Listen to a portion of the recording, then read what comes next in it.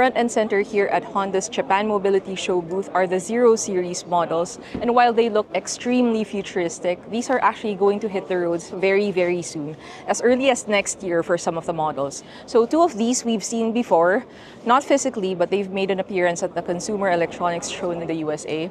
That would be the Honda Zero SUV over there, and the Honda Zero Saloon, which is here.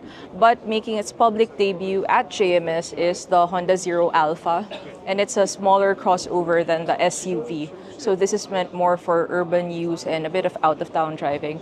We don't really know anything about the specs yet, but all three cars follow the thin, light, and wise approach. So thin is for aerodynamic design, so it's lower to the ground and it's a slippery shape. And then light is for dynamic and agile driving. Wise is for intelligent technologies for connectivity and safety. So just a fun fact, the OS for these cars is called Asimo, named after Honda's humanoid robot.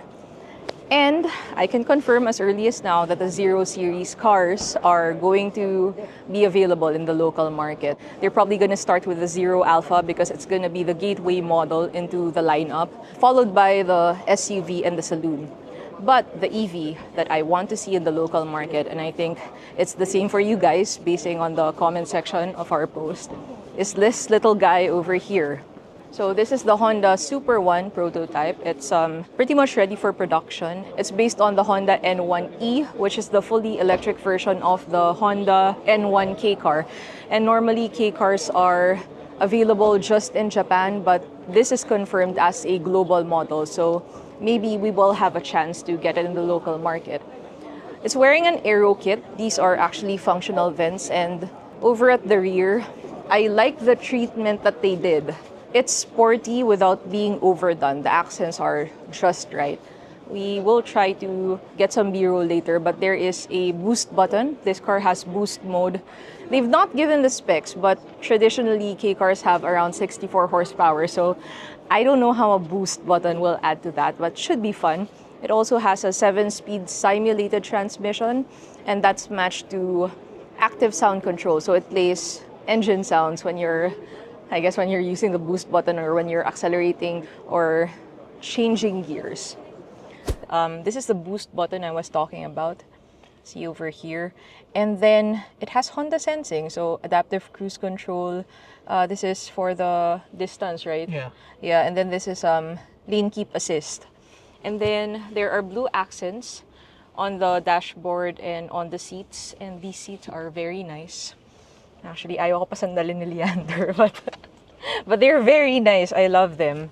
And yeah, it's a very reasonably spacious for a car this size. Very efficient use of space.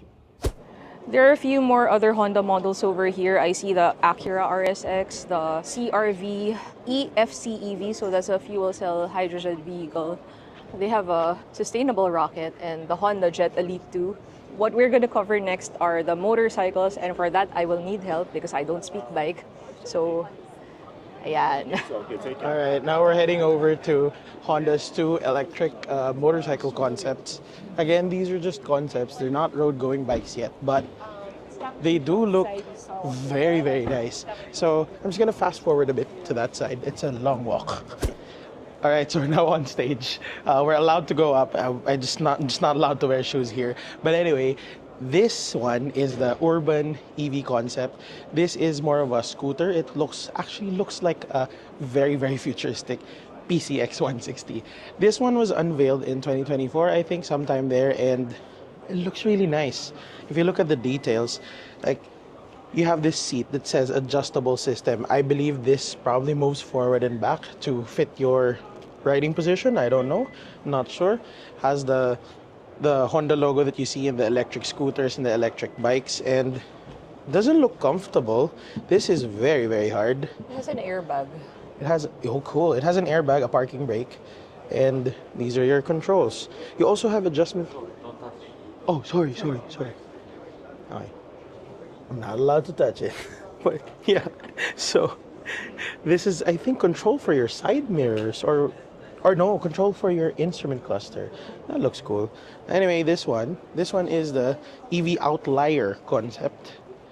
This one is also meant for commuting, but if you look at the way it's built, it has a more of a cruiser-like position. Like, the seat is all the way back. There's a, I don't know, sandalan. There's a, the foot pegs are also a bit forward, so when you sit on it, it's more of like a more relaxed Rebel.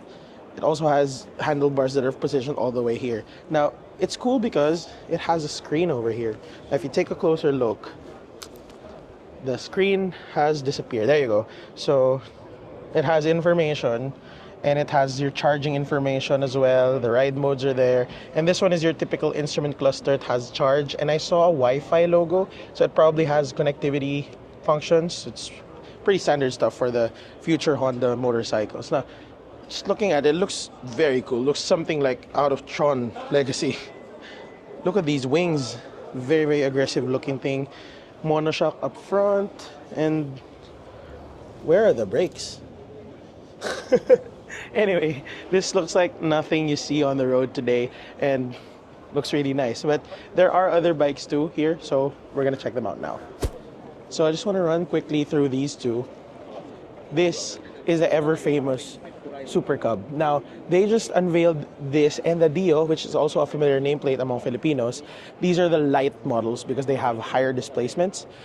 They just changed the regulations, if I'm not mistaken, for scooter licenses from 50cc to 125cc. If you can drive a moped, you can drive something up to 125cc. So they released this 110cc models, but still they're the same classic looking bikes that we know of. Now they also have a lot of other big bikes here, but this is the CB1000F. This is Honda's newest retro naked bike. It's powered by a Fireblade engine, 4-cylinder, 1000cc, about 120 horsepower at 8,000 RPM. It's pretty wild. It looks pretty neat as well. They have the SE concept here. This has a cowl and can be accessorized further for touring. While this is a CB754, this is the original. This is where it came from. This is the race bike version of it. It has the liveries, has a clip-on wings, has the aftermarket everything upgrades for racing. Now, anyway, we're done with the bikes. Let's head on over to the Prelude, or what Sheng calls the Prelude. Prelude. I don't know. I have to apologize to everyone. I'm probably going to cycle between Prelude and Prelude. I'm used to saying Prelude. Prelude.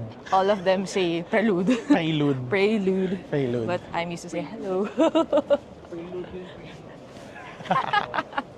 So I had you tag along because you were here a couple of years ago when it was launched in concept 2023. form. Yeah, 2023. It was a bit of a surprise. Actually, you know, You were running. yeah, but we did have a lot of time to look around it, but we didn't get inside. It's changed a bit.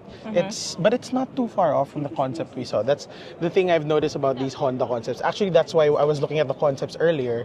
I realized in production form, they probably have very little changes after this. But this one, anyway, back to the Prelude. It no longer has that light bar up front, but it still has the same silhouette, has the same shape as the concept we saw. And the rear has also slightly changed, but the two-door sporty coupe that we saw back then, pretty much the same thing.